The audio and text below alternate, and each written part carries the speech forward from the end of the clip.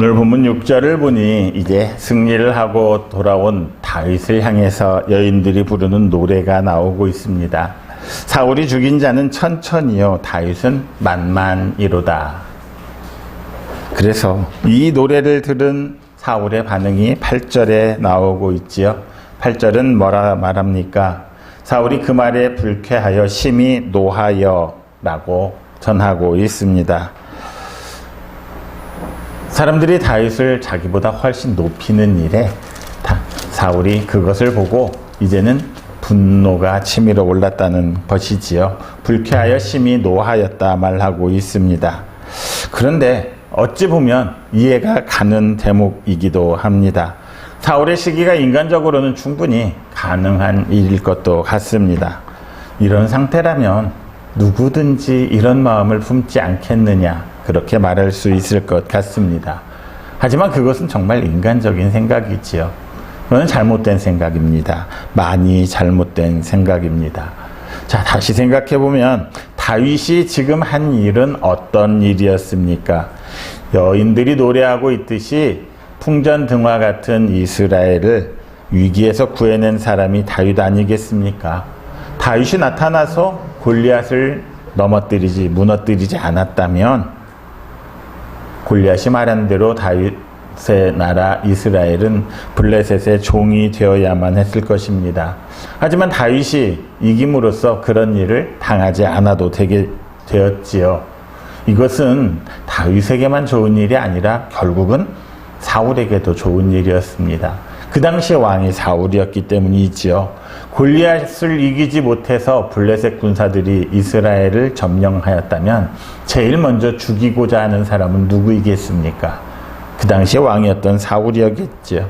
가장 먼저 치욕을 당해야 할 사람도 바로 사울이었을 것입니다. 하지만 다윗이 승리함으로써 사울은 그런 일을 당하지 않아도 되었고 승전보를 울릴 수 있게 되었습니다. 자신의 왕위를 잘 유지할 수 있었던 것이지요. 결국 다윗의 승리로 말미암아서 가장 큰 혜택을 본 사람은 오히려 사울이었음을 알 수가 있습니다. 그렇다면 사울은 다윗을 상 주고 칭찬해야만 했겠지요. 자기가 약속한 대로 다윗을 자신의 사위로 맞이해서 자기 나라의 반절이라도 떼어 주어야만 했습니다. 그것이 인간으로서 해야 할 마땅한 도리였다는 것입니다. 그러나 사울의 행동은 그렇지 않았습니다. 오히려 이를 불쾌하게 생각하고 화를 냈습니다. 사울만 그러는 게 아니라 세상의 이치가 그런 것 같습니다. 오히려 누군가를 도와주고 누군가를 더욱더 흥하게 해주면 결국에 나중에 돌아오는 것은 사람들의 시기와 질투, 질타밖에 없다는 것을 알게 되는 것이지요. 사울뿐 아니라 사람에게 이런 습성이 있습니다. 잘못된 습성, 악한 습성이 있는 것 같습니다. 그것이 바로 시기심이지요. 일단 시기심이 발동하게 되면 사람은 반드시 분노하게 되어 있습니다. 그리고 사람이 분노하기 시작하면 그때부터는 모든 이성이 마비되고 정지되지요. 감정이 폭주하여서 감정이 이끄는 대로 분노 조절이 되지 않아서 폭주하게 되는 그런 일들을 많이 보게 됩니다. 수단과 방법을 가리지 않고 이제는 그 분노의 대상에게 해를 끼치고자 도모합니다.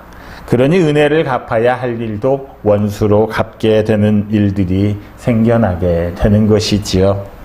잠언 22장 24절과 25절을 보면 이런 말씀이 있습니다. 같이 한번 읽겠습니다. 같이 읽습니다. 노를 품는 자와 사귀지 말며 울분한 자와 동행하지 말지니 그의 행위를 본받아 내 영혼을 올무에 빠뜨릴까 두려움이니라. 노를 품은 자, 울분한 자, 분을 품은 자, 이 사람들은 절대로 같이 할 수 없다는 것입니다. 사귀지도 말고 동행하지도 말라는 것입니다. 왜냐하면 내 영혼이 무너지기 때문입니다. 그 사람들은 절대로 올바른 생각을 품을 수가 없습니다. 화에 사로잡히고 분노로 가득 찬 사람은 결국은 사람을 죽이기까지도 하는 것이지요. 대개의 경우 우발적인 살인은 자기의 분노를 다스리지 못해서 일어나는 경우가 대부분입니다. 그런데 그것이 사람들의 경우뿐만 아니라 성경에서도 나타나고 있습니다. 창세기 4장에 보면 인류 최초의 살인자가 나옵니다. 그 사람은 바로 가인이지요. 그 가인이 왜 아벨을 죽여야만 했는지 창세기 4장 5절에서 8절까지를 보면 가인이 아벨을 살해한 이유를 가인이 몹시 분하여 안색이 변하였다 이렇게 설명하고 있습니다. 분노로 이미 이성을 상실했다고 말하고 있는 것입니다. 가인만 그렇습니까? 바리새인들은 어떻습니까? 그들은 분노로 예수를 어떻게 죽일까 궁리하였다 성경이 말하지요. 결국에는 예수를 십자가에 못 박도록 넘겨주고 맙니다. 이런 일들을 봤을 때 분노라는 것은 결국은 악마적인 성격을 가지고 있다는 것을 알 수 있습니다. 아무것도 아닌 것을 가지고 시기 질투하고 분노로 가득 차서 사람을 죽이고자 하는 그런 마음까지 품게 하지요. 그리고 실제로 살인을 아주 쉽게 일으키게 하는 것, 그것이 바로 분노임을 알 수가 있습니다. 그래서 욥기 36장 13절은 이렇게 말하고 있습니다. 같이 읽습니다. 마음이 경건하지 아니한 자들은 분노를 쌓으며 하나님이 속박할지라도 도움을 구하지 아니하나니. 마음이 경건하지 않은 사람, 하나님을 섬기지 않는 사람들에게 분노가 쌓인다 말하고 있습니다. 하나님을 섬기는 마음도 없고 그 마음에 하나님이 없는 사람들이 결국 분노한다는 것이지요. 그 마음에 오직 분노만 자라게 되어 있다 말하고 있습니다. 사울 역시 그러한 분노와 시기심으로 가득 차서 이때부터 다윗을 주목하였더라 9절이 말합니다. 다윗을 주목한 이유는 뭐겠습니까? 그를 상주려고 한 게 아니었다는 것이지요. 다윗을 눈여겨보다가 수단과 방법을 가리지 않고 꼬투리를 잡아서 그를 해치기 위함이었다는 것입니다. 이제 이후에 나타나는 사울의 모습은 정상적인 사람의 모습이라 말할 수가 없습니다. 정말 미친 사람의 모습이 그대로 드러나고 있는 것이지요. 그렇다면 결국 분노는 사람을 파괴하는 마음이라는 것을 알 수 있습니다. 그래서 우리는 분노하는 마음을 가지지 않아야 합니다. 분노가 내 안에 있을 때 결국 상하는 것은 내 영혼이 상한다. 성경이 말하고 있기 때문입니다. 그래서 이 마음은 결코 사람이 가져서는 안 되는 마음입니다. 거듭나지 못한 사람이 가지는 마음, 타락한 인간들에게 나타나는 마음, 감정임을 우리가 알아야 하는 것이지요. 그래서 잠언 16장 32절은 이렇게 말합니다. 같이 한번 읽겠습니다. 노하기를 더디하는 자는 용사보다 낫고 자기의 마음을 다스리는 자는 성을 빼앗는 자보다 나으니라. 노하기를 더디하면서 분노를 참는 사람이 전쟁터에서 이긴 용사보다 낫다는 것이지요. 자기의 그 분노를 다스리는 사람이 성을 빼앗는 것보다 훨씬 낫다 말하고 있습니다. 또한 잠언 19장 11절은 노하기를 더디하는 것이 사람의 슬기, 곧 지혜라 말하고 있습니다. 지혜가 가득 찬 사람은 노하기를 더디한다 말하는 것이지요. 여러분 모두가 노하기를 더디하고 분노하는 마음을 다스림으로써 용사보다도 낫고 성을 빼앗는 자보다도 나은 그런 성도들이 되시기를 바랍니다. 노하기를 더디함으로써 정말 슬기로운 사람, 지혜로운 사람이 되어서 여러분의 구원을 이루어 가시기를 바랍니다. 이제 10절을 보니 하나님께서 부리시는 악령이 사울에게 힘있게 내림에 이렇게 말하고 있습니다. 이렇게 될 수 있었던 것은 사울이 분노로 가득 차 있었기 때문입니다. 앞에 16장 14절을 보면 이미 하나님의 영이 성령께서 사울을 떠나가는 것을 볼 수가 있습니다. 사람에게서 성령이 떠나가면 이제는 악령 사탄이 들어와서 우리를 붙잡고 우리를 지배할 수밖에 없는 것이지요. 이제 사울은 성령이 떠나감으로써 그때부터 악령에 시달리고 번뇌하고 있었음을 알 수 있습니다. 그런데 오늘 본문에서는 악령이 더욱 힘있게 내렸다, 이렇게 말하고 있습니다. 이미 사울은 악령에 붙잡혀 있었지만 그의 분노로 인해서 그가 더욱더 악령에 강하게 붙잡히게 되었다는 것입니다. 이전보다 악령이 더욱더 강하게 나타나서 사울을 괴롭혔다는 것이지요. 자, 그렇다면 갑자기 악령이 힘이 세져서 사울에게 힘있게 내린 것이겠습니까? 반대겠지요. 사울의 상황이 사울의 마음의 밭이 악령이 역사하기에 훨씬 더 좋은 상황으로, 조건으로 변해갔다는 것입니다. 사람들에게는 참 많은 감정들, 마음들이 있습니다. 감사, 자비, 온유, 기쁨, 이런 것들은 하나님의 영인 성령께서 역사하기에 좋은 마음이지요. 그래서 성령의 9가지 열매로 나타나고 있지 않습니까? 하지만 불만, 불평, 시기, 분노, 이런 마음들은 성령이 거하시기에 좋은 상황이 아닙니다. 오히려 악령 사탄이 역사하기에 좋은 마음이지요. 지금 사울의 마음이 어떻습니까? 그는 다윗으로 인해서 온통 시기와 불평과 불만과 분노로 가득 차 있습니다. 다윗을 죽일 만큼 분노에 차 있었던 것이지요. 그의 마음에는 이스라엘을 구원해 주신 하나님, 그들을 살리신 하나님에 대한 감사는 조금도 없습니다. 다윗을 보내주셔서 자기를 살려주신 그 하나님에 대한 감사보다는 원망이 넘쳐나고 있는 것이지요. 그렇다면 지금 사울의 마음에는 성령이 역사하기가 좋겠습니까? 악령이 역사하기가 좋겠습니까? 그는 이미 악령이 지배하기에 충분한 필요 충분 조건을 갖추고 있었습니다. 그러니 악령이 더욱 힘있게 내릴 수밖에 없는 것이지요. 어디 사울만 그러겠습니까? 우리들 또한 마찬가지입니다. 참 힘들어진 세상입니다. 그러다 보니 나도 모르게 짜증이 많이 나고 분노가 치밀어 오를 때가 참 많습니다.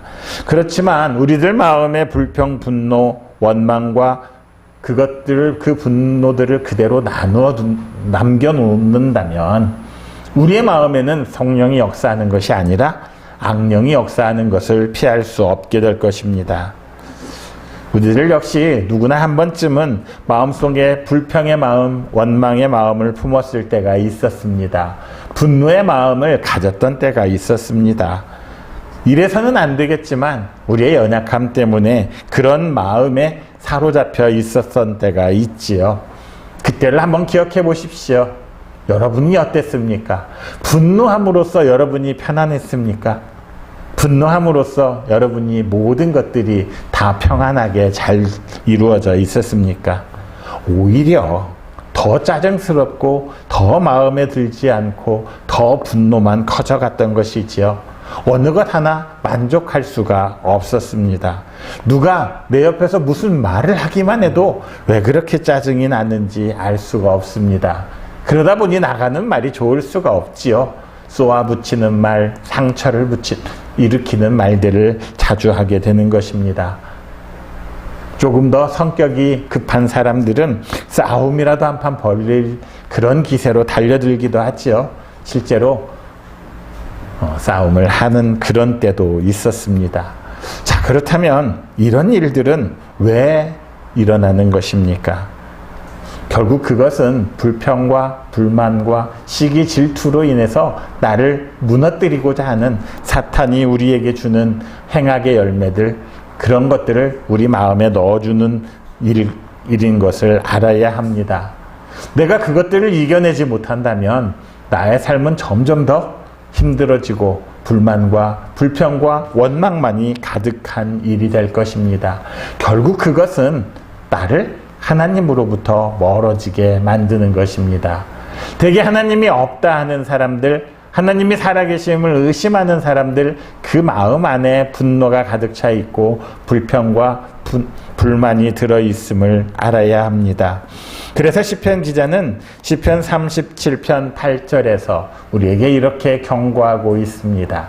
같이 한번 읽겠습니다. 분을 그치고 노를 버리며 불평하지 말라. 오히려 악을 만들 뿐이라. 불평하고 분노, 불만하고 분노를 나타내면 그것들이 해결될 것 같지만 오히려 악을 더 만들 뿐이라 성경은 말하고 있습니다.